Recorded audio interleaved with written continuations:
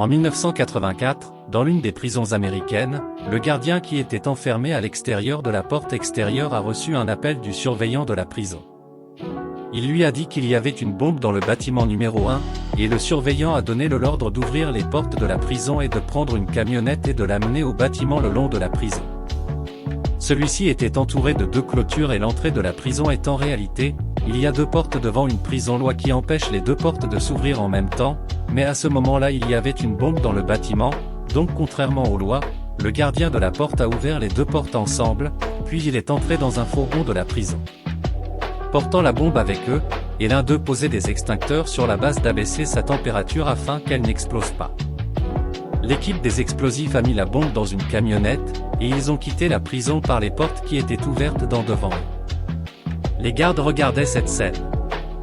Ils pensaient avoir évité la catastrophe. C'est la fin de la catastrophe.